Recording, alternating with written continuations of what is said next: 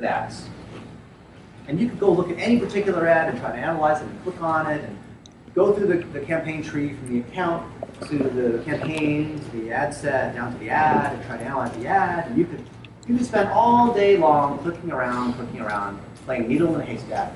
How do you optimize? Let's say I've got, this is a big spreadsheet with lines all the way across. How do I figure out, how do I optimize? How do I figure out where to look? Right? Imagine I've got hundreds of ads here. Imagine this is a big grid. Is it going to be this ad here? What about this ad? Is that the one that's causing the problem? Or maybe everything's fine. I don't need to look at anything at all. How can I determine which of these things are being red and blue? Let's say I can put a little, green is healthy, and red is bad, and this one's good, and that. Like, how can I tell? I can't focus on my time on every single ad. There's too many ads. How do I figure out where I'm going to put my time? The answer is something called top N. This is super top. Here we'll say N equals 5. 5 is the number of ads you're willing to look at. And that's it.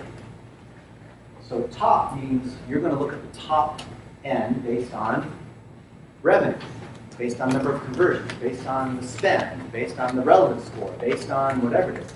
You're going to sequence through different metrics here. There's a reason why the data in Google Analytics, in Facebook ads, and Google ads is laid out in a tabular format.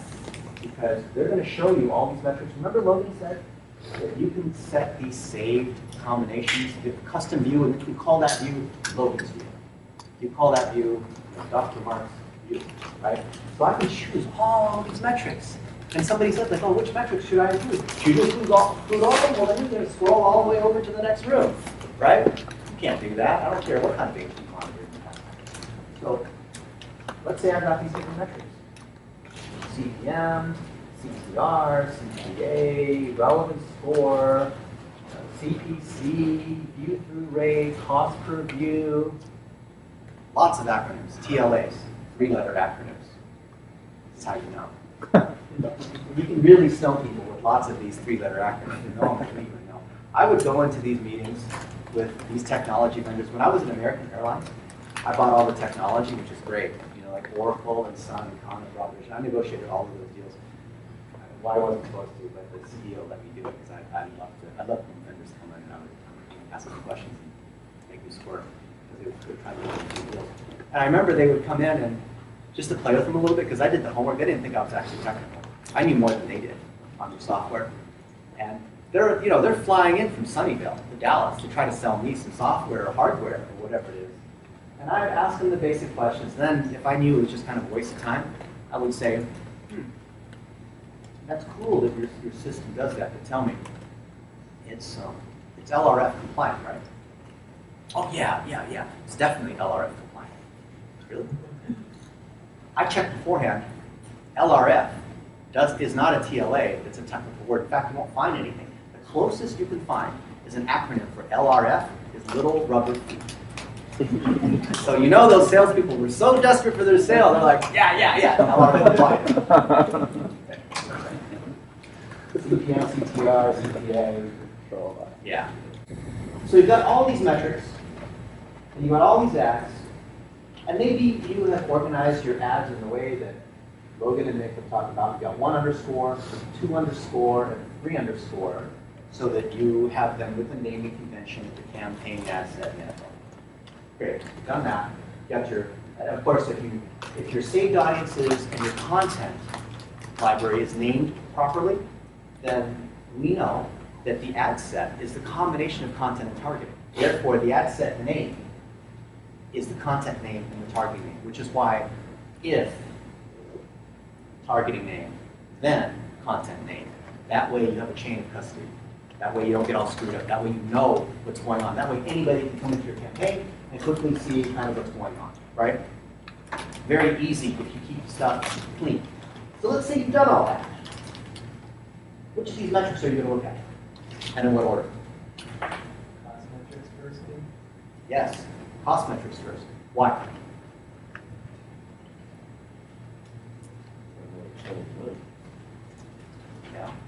What else might you do?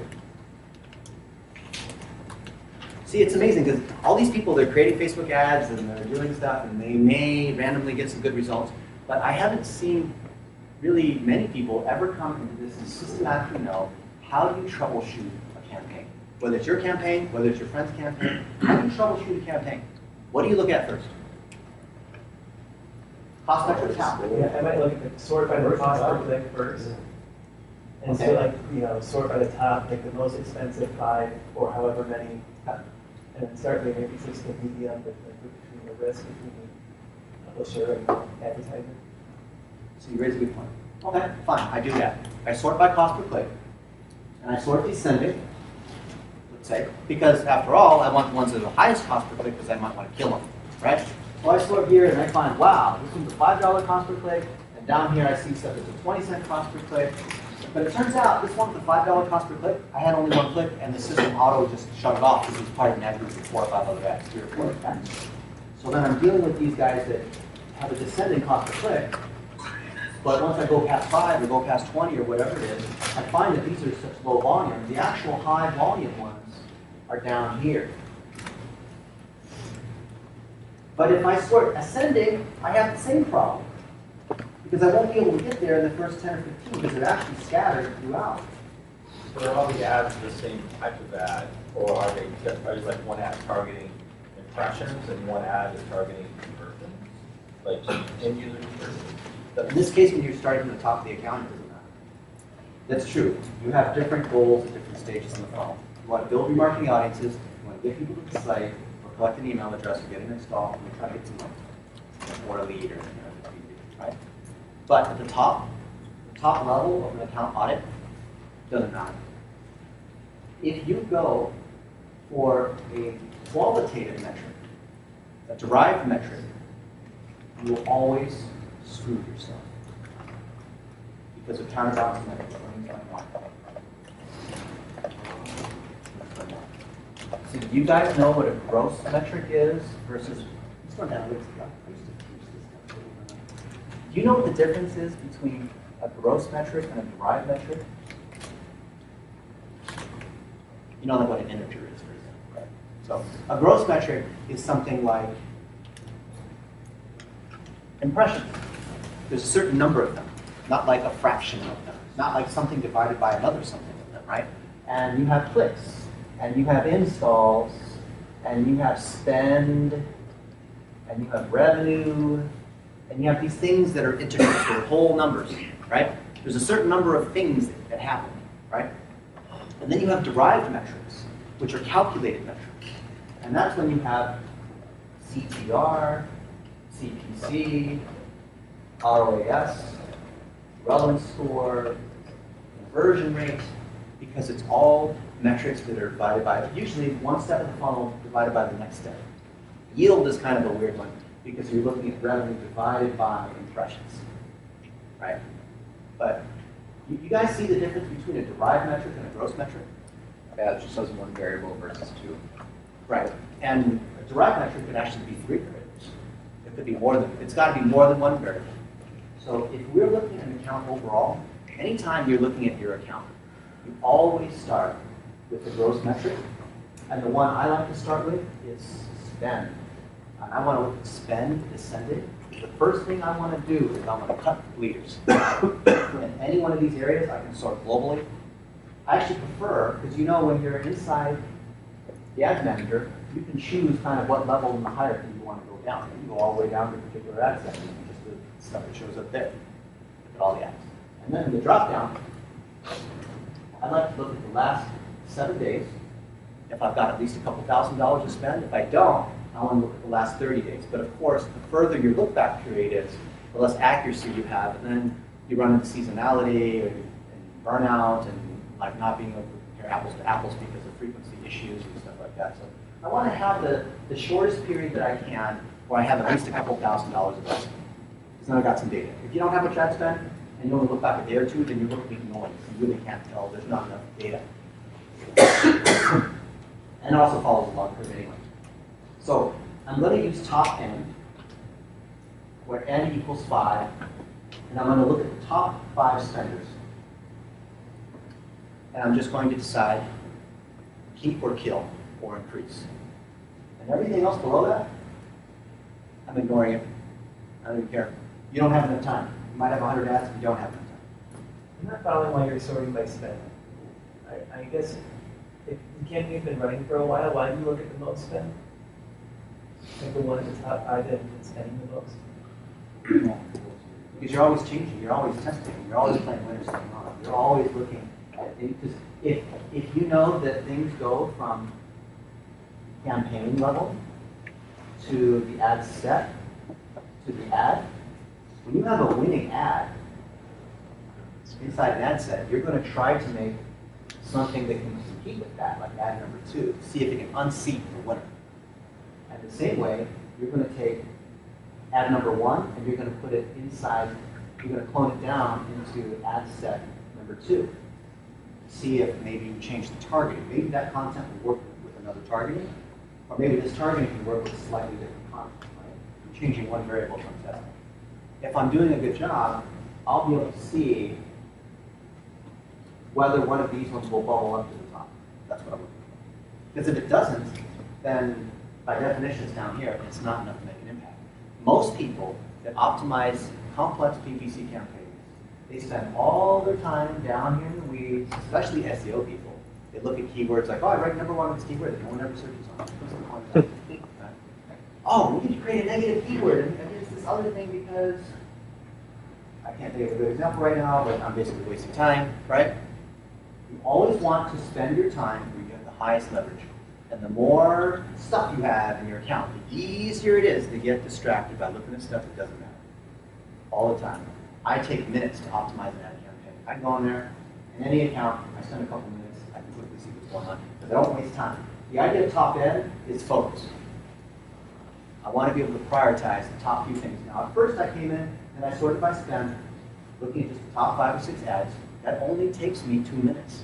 Look at that. I might investigate and try to figure out why something's higher than another one. Then I'm going to look at, so that's spend, because I want to cut the bleeders. Then I'm going to look at revenue or conversions or something that is giving me value, right? Whatever's giving me the most conversion, I'm going to resort. I can click on this column and it's going to resort that whole list. It's going to give me a different set that falls into the top 5. The reason why I don't start with revenue or conversions descending is I could have a bleeder that's giving me no revenue or conversions. It's not going to show up in the top 5, but it's going to be down here when I sort by revenue. This bleeder down here, I'm not going to be able to catch. I've got to catch that right away, right? I've got to be able to spend 5 or 10 minutes every day to catch what's screwing me over, right? Because I'm not trying to do everything. You don't have enough time to do everything.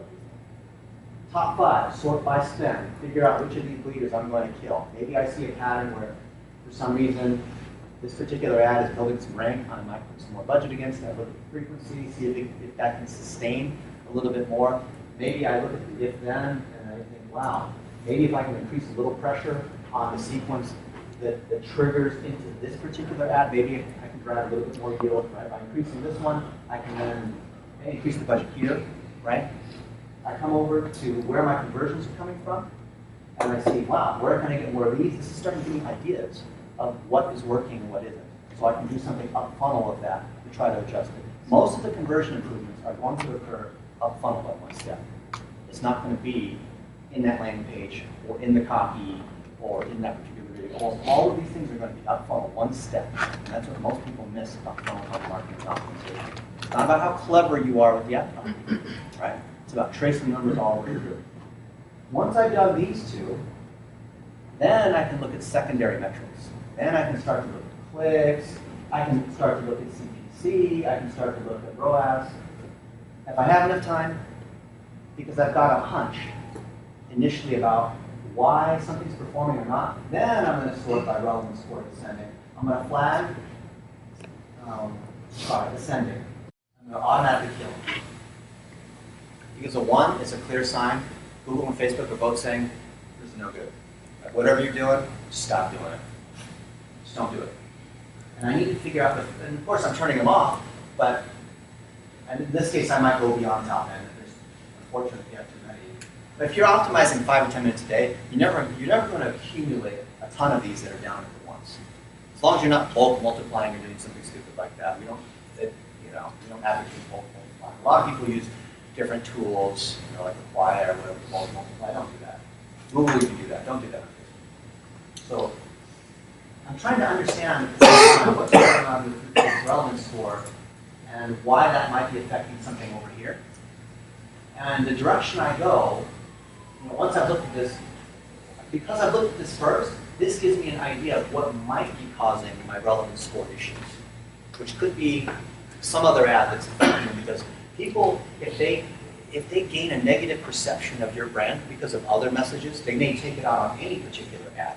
So it might not even be that particular ad because they had too many of the wrong exposures, right? For example, TiVo is posting a lot of dumb things organically that are hurting us. So when we show ads that are under the TiVo name, we're paying the penalty for the bad stuff they're doing on an organic basis, right? So their CMO is going to fix that problem for us, right? But they don't realize that organic and paid work well together. That's the idea that something up funnel can hurt you.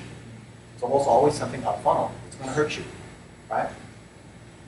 So I'm always looking at spend and revenue because the combination of these two yield the one metric that doesn't have a counterbalance, which is a problem. Doesn't mean like, money's the root of all evil, or people don't matter, but from an optimization standpoint, profit sits at the top of the pyramid. Get the revenue minus cost, which is what this is. And then I can go into a diagnostic metric like I showed you in the metrics decomposition pyramid. Okay. This is how I go about and optimize, and then if you have more time, n could equal 10. But I would even recommend that. I'd recommend, instead of putting more time in each optimization session, do more sessions. Do 10 minutes a day, 5 days a week. I would rather do 10 5-minute sessions than an hour once a week. Because it gives you the opportunity. It's just like, are you going to clean your house once a year? Are you going to go, take a shower only once a week? No. Every day, you're going to put in a little bit of time because that helps you. When you look at this stuff and you make a tweak, then you can walk away and look at it in a few days from now. Right? If the timing between cycles is too long, you don't have enough time to be able to iterate and learn and hypothesize and all these questions. Hey, going back to what you were saying about earlier, with you have a winner, just leave it, and then you're only trying to tweak the ones that aren't winners, right? Because then you're resetting your ad score. Let's say you got a winner. This is a winner. This ad's a winner. What's ad set's a winner? I could take this and I could copy this ad into another ad set because maybe I want to try another audience. Of course, it would be ad set 2 will be this minus audience 1, right? That way I'm not interfering with this one. Okay, I'm going to erase this and I'm going to go to the last one. Is this good? Questions on this? This is the idea of top end, which is you're starting with one metric at a time. You're starting with spend descending to get the bleeders, and you're looking at conversions descending. And everything else from there is secondary. You've taken care of the most important items. If you've got these two and you know your funnel, you know where everything is. And especially if everything's named properly, you know what is happening up funnel. You know which sequence is building in each sequence. So these conversions here are not a surprise. You know where they're coming from. It's usually a 30-day site-wide audience or a 7-day audience against this other thing, which is driven by these other videos, right? The 3-part funnel. It's usually pretty clear what's going on here if your funnel set up properly. Right? Okay? Want to erase this? Yes, sir.